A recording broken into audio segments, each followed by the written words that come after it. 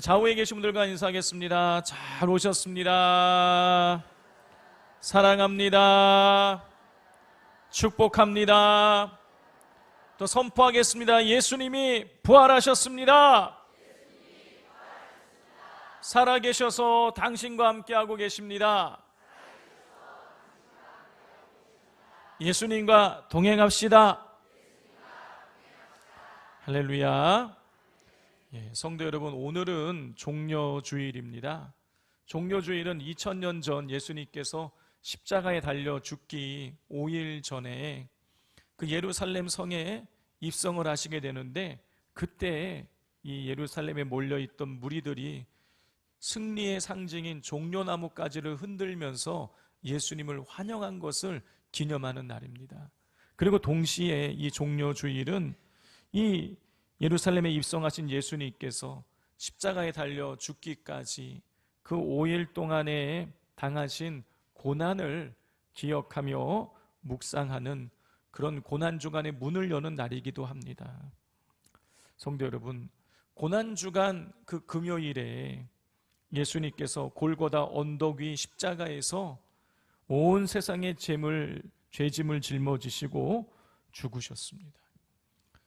안식일 다음 날 예루살렘에 들어가신 것이니까 요즘으로 치자면 주일날, 일요일날 예루살렘 들어가신 거예요.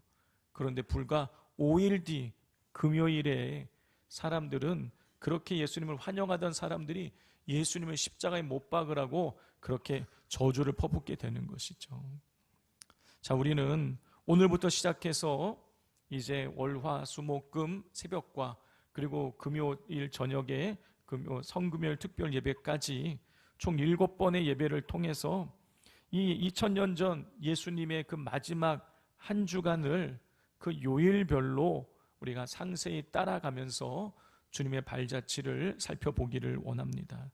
이번 고난주간 특별 기도회의 주제는 끝내 사랑이 이기다입니다.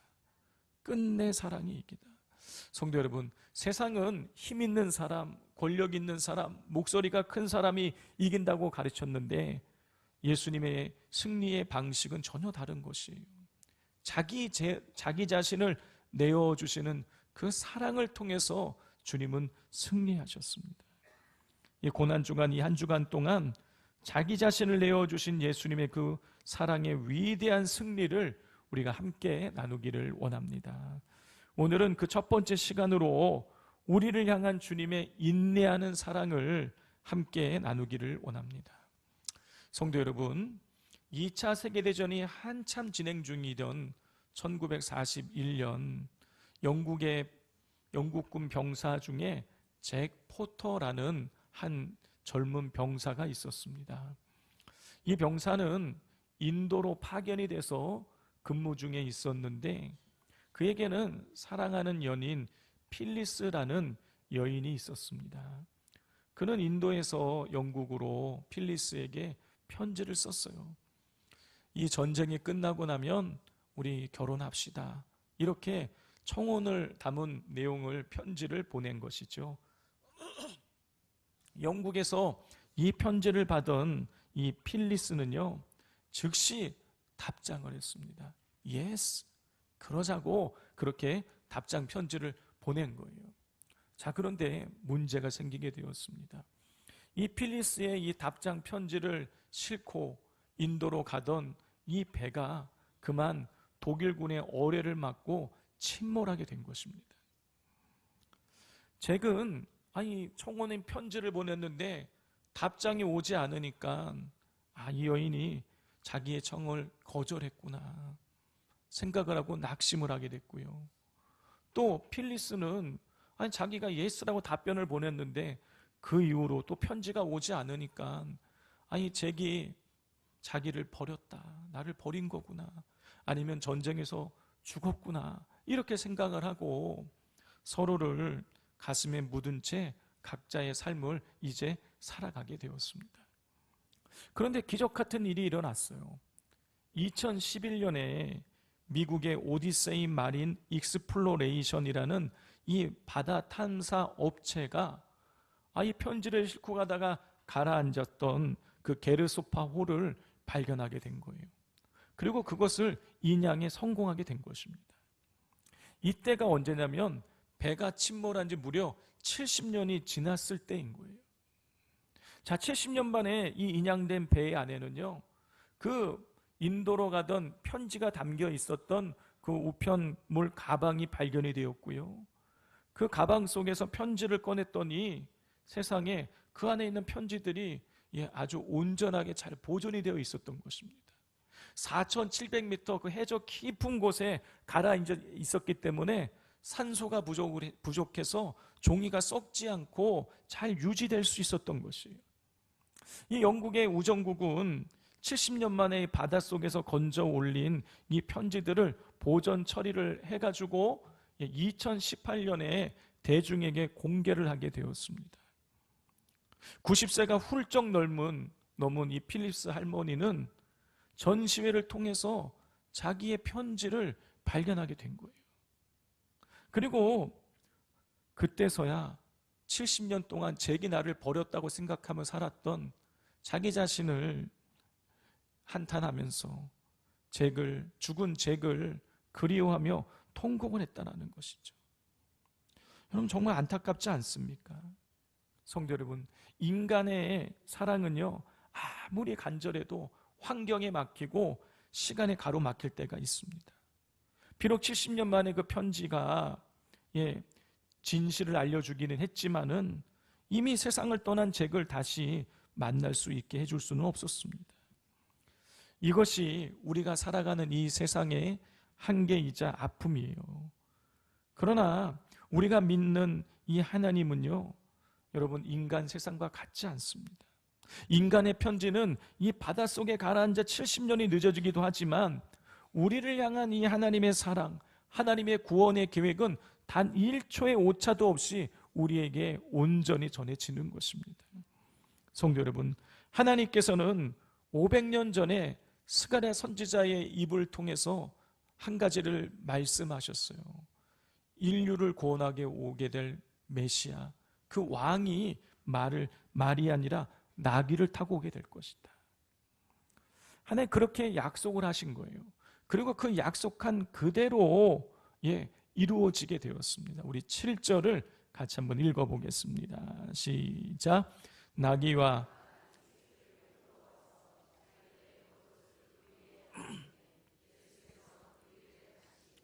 예수님께서는 하나님께서 약속하신 그대로 나귀를 타시고 예루살렘으로 입성하셨어요. 하나님께서 무려 500년 전에 하신 그 스가랴 선지자를 통해서 500년 전에 하신 그 약속을 정확하게 지키신 것입니다. 성도 여러분, 하나님께서는 바닷속 그 4,700m 심해보다 더 깊은 죄악의 바다에 빠져 있던 우리를 위해서 예수 그리스도라는 사랑의 편지를 나귀에 태우셔가지고 예루살렘 성 앞에 보내주신 거예요. 필리스의 편지는 너무 늦게 도착을 해서 눈물을 남겼지만 예수님이라는 이 하나님의 사랑의 편지는 가장 알맞은 때에 도착을 해서 우리를 구원해 주신 것이죠. 자, 그러면 이제부터 이 예수님이 어떻게 이 나귀를 타시고 예루살렘에 가게 되셨는지 그 과정을 한번 살펴보도록 하겠습니다. 우리 1절과 2절을 같이 한번 읽어보겠습니다. 그들이 예루살렘에 가까이 가서 감난산 벳바게에 이르렀을 때에 예수께서 두 제자를 보내시며 이르시되 너희는 맞은편 마을로 가라. 그리하면 곧 매인 나귀와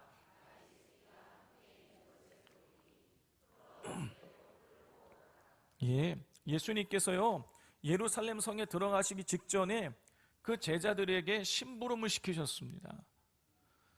건너편 마을로 가라.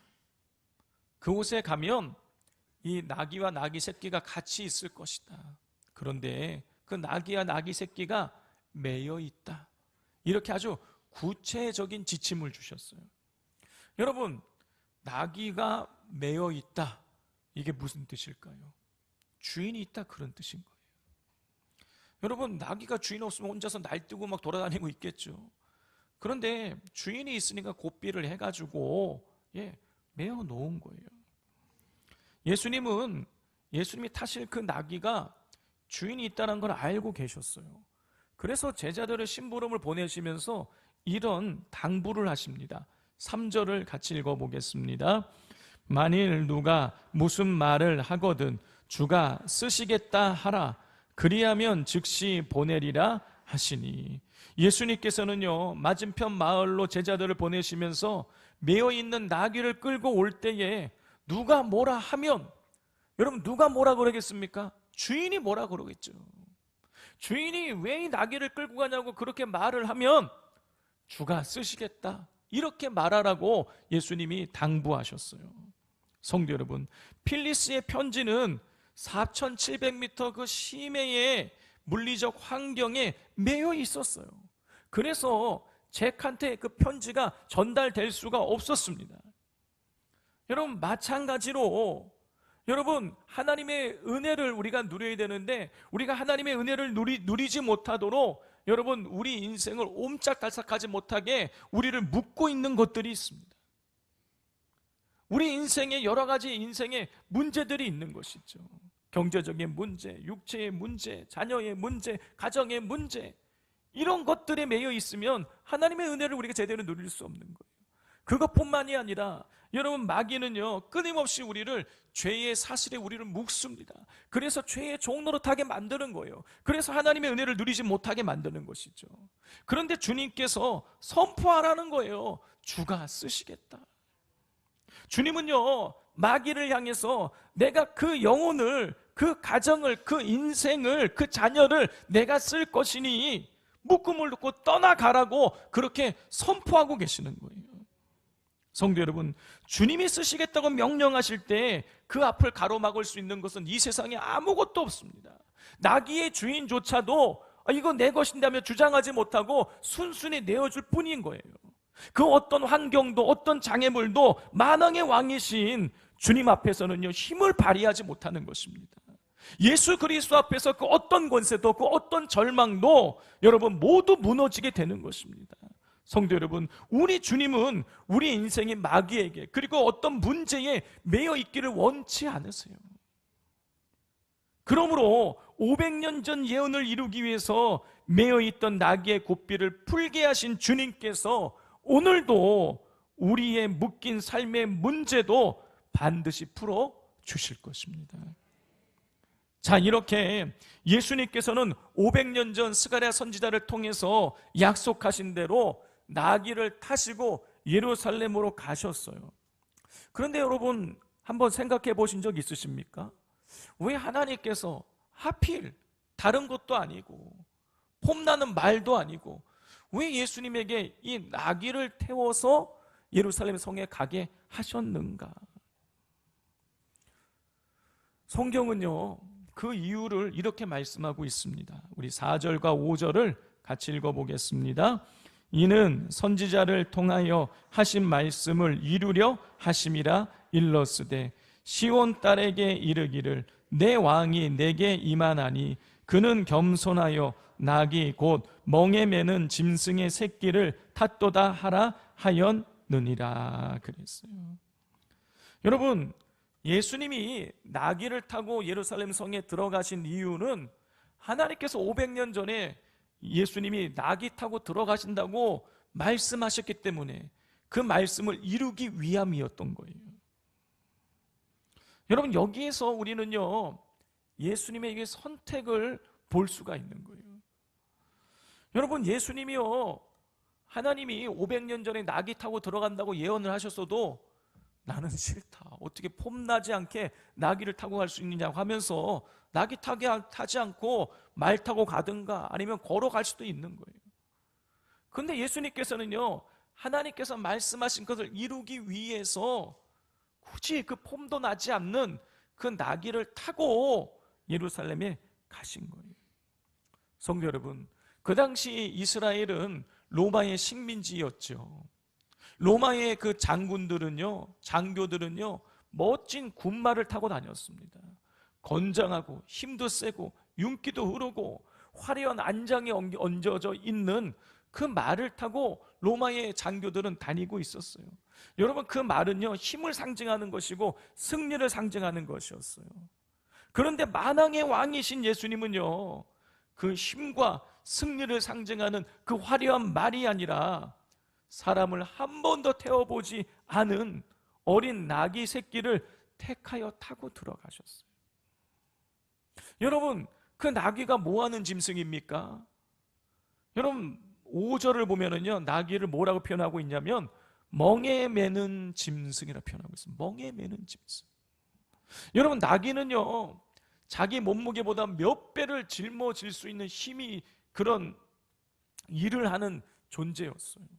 평생 멍에를 메고 살아야 되는 게, 짐지고 다녀야 되는 게, 그게 나귀의 운명이었어요. 그런데 왜 주님께서 이 나귀의, 이 보잘것없는 나귀, 남의 짐이나 지고 힘들게 살아야 되는 그 나귀를 타고 입성하신 것인가? 여기에 깊은 의미가 있는 것입니다. 여러분, 우리 주님께서는요, 그 나귀를 타심으로 인하여서 우리가 가지고 있는 인생의 무거운 짐과 우리의 죄짐을 대신 지어주실 분이라는 것을 보여주고 계셨던 거예요. 우리 주님은 우리가 자녀 때문에 밤잠을 설치고 있는 그 심령의 멍에를, 아무도 아무리 애를 써도 풀리지 않는 경제적인 결핍의 멍에를, 육체의 질병 때문에 하루하루가 고통인 그 질병의 멍에를 주님은 다 알고 계세요. 세상의 왕들은요, 백성들에게 멍에를 씌워서 자기들의 배를 불리지만 우리 주님께서는요, 우리가 짊어지고 있는 그 멍에를 대신 지어주기를 원하셨던 거예요. 그렇기에 마태복음 11장 28절에서 이렇게 말씀하셨잖아요. 수고하고 무거운 짐진 자들아, 다 내게로 오라, 내가 너희를 쉬게 하리라. 주님은요, 인생의 무거운 짐을 진 사람들을 주님께 오라고 초청하셨어요. 내게 오면 쉬게 된다라는 거예요. 이게 무슨 뜻일까요? 주님이 그 짐을 대신 져 주시겠다, 그런 뜻인 거예요. 실제로 우리 주님께서는 주님 앞에 나온 자들의 인생의 무거운 짐을 대신 짊어지셨을 뿐만이 아니라 죄의 멍에를 대신 짊어지시고 십자가에 달려 죽으셨습니다. 한번 생각해 보십시오. 만약 예수님께서 죄를 지은 자들을 힘으로 짓누르는 말을 탄 정복자로 이 땅에 오셨다면 우리는 예수님을 인해서 엄청난 고통을 당했을 거예요. 그런데 예수님은요, 말을 타고 오지 않으셨어요. 남의 짐을 지는 그 나귀를 타고 우리를 찾아오셔서 우리의 인생의 죄짐과 인생의 무거운 짐을 대신 짊어져 주셨습니다. 여러분, 이게 은혜인 것이죠. 고난주간을 시작하는 오늘, 여러분, 우리의 인생의 짐을, 죄짐을 대신 짊어지신 그 주님의 은혜에 감사하실 수 있기를 바랍니다. 자, 이렇게 예수님께서는 겸손하게 나귀를 타시고 예루살렘에 들어가셨어요. 예수님이 예루살렘 성문을 막 통과해서 예루살렘 안으로 들어가실 때에 사람들이 이런 반응을 보였습니다. 우리 8절과 9절을 같이 읽어보겠습니다. 무리의 대다수는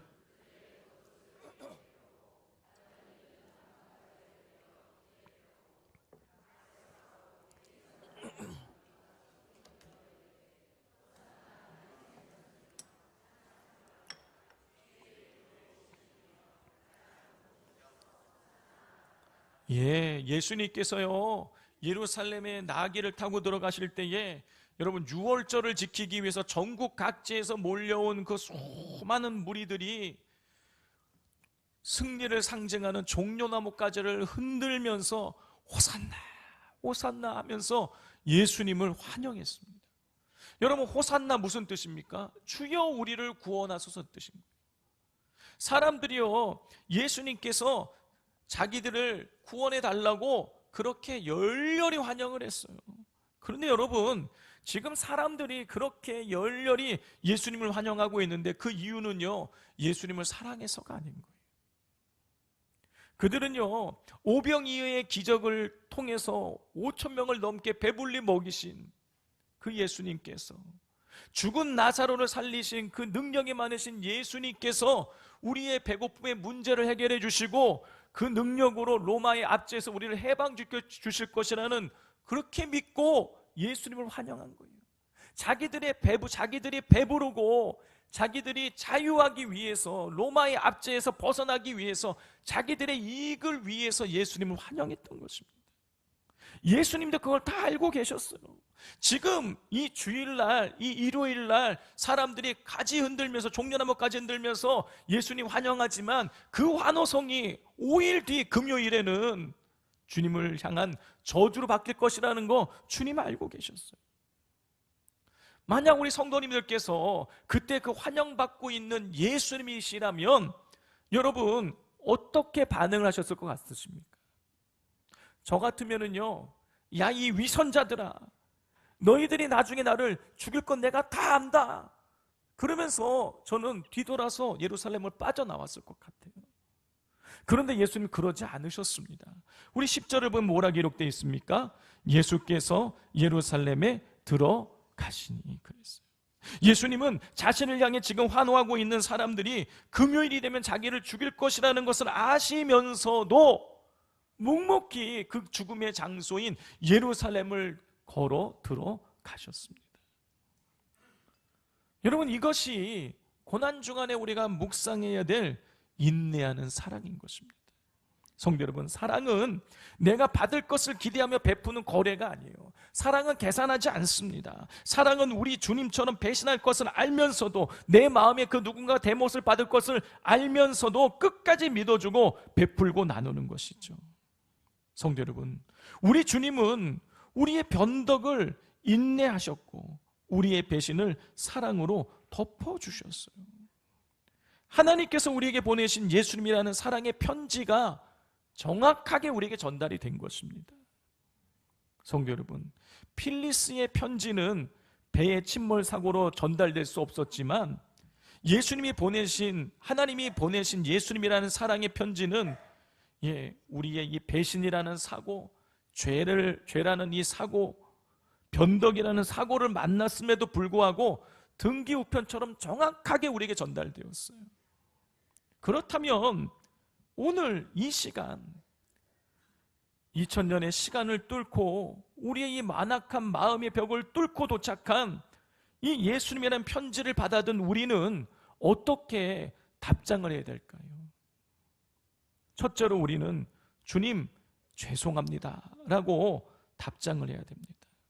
성도 여러분, 주님은 우리가 배신할 것을 아시면서도 끝까지 사랑하셨는데 우리는 어떻습니까? 우리는요, 일이 잘 풀릴 때만, 응답 받을 그때만 주님을 우리는 환영합니다. 주님은 우리의 죄와 허물을 끝까지 인내하며 품어주셨는데 우리는 작은 어려움만 생겨도 왜 도와주지 않으시냐고 하면서 원망과 불평을 주님께 쏟아냅니다. 그리고 끝도 없는 변덕을 부리며 주님의 마음을 힘들게 하지요. 우리는 이러한 못난 모습을 끝까지 참아주신 주님 앞에 주님 죄송합니다 라는 정직한 회개의 답장을 써야 하겠습니다. 두 번째로 우리는 주님 감사합니다 라는 답장을 해야 됩니다. 성도 여러분, 만약 예수님께서 환호하는 무리들이 예수님 배신할 것을 아시고 예루살렘 성문에서 뒷걸음쳐 그냥 나오셨다면 구원은 우리에게 없는 것입니다. 그런데 우리 주님께서는요, 배신할 것을 아시면서도 예루살렘에 걸어 들어가셨어요. 죽음의 장소를 예수님이 지금 걸어 들어가고 계시는 것입니다. 그리고 우리가 짊어져야 될 죄짐을 대신 지어주신 거예요. 그렇게 우리는 당연히 주님 감사합니다라고 답장을 해야 되는 것이죠. 마지막으로 우리는요, 주님께 yes, 네라고 답장을 해야 되는 것입니다. 성도 여러분, 주님께서 우리에게 기대하시는 모습과 실제 우리의 모습이 너무나 달라요. 여러분, 예수님이 이제 그 환영받고 입성하셨지만 나중에 어떻게 됩니까? 그렇게 환영하던 사람들이 예수님을 때리고 침뱉고 저주하고 심지어 십자가에 못 박아 버렸어요. 하지만 주님은요, 그 무리들을 책망하거나 나무라지 않으셨어요. 오히려 그들을 위해서 용서의 기도를 드리시고 십자가에 묵묵히 달려 죽으셨어요. 성도 여러분, 주님께서 왜 그렇게까지 하신 것입니까? 나를 배신하고 나의 마음의 대못을 박는 것을 아시면서도 왜 끝까지 예루살렘으로 들어가신 것입니까? 우리가 당신의 기대와 달라도, 우리가 당신의 기대에 미치지 못해도 우리를 사랑하시기 때문인 거예요. 성도 여러분, 사람은 기대가 무너지면은요, 여러분 관계를 끊습니다. 사람은요, 계산이 틀리면은요, 마음의 문을 닫아요. 그러나 주님은 다르십니다. 우리가 주님을 오해하고 원망해도, 심지어 주님을 떠나도, 주님을 배신해도 주님은 우리를 향한 사랑을 거두지 않으십니다. 주님은 주일날 있었던 그 환호가 금요일에 십자가로 바뀌는 것을 아시면서도 발걸음을 멈추지 않으셨어요. 사랑하는 성도 여러분, 우리는 주님의 기대와 다른 사람입니다. 우리는 주님의 기대에 미치지 못하는 사람이에요. 우리는 주님께 충성하겠다고 말하지만 현실에서 쉽게 흔들립니다.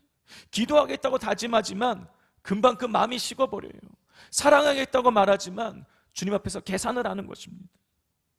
그럼에도 불구하고 주님은 오늘도 우리를 향해 말씀하십니다. 그래도 나는 너를 사랑한다.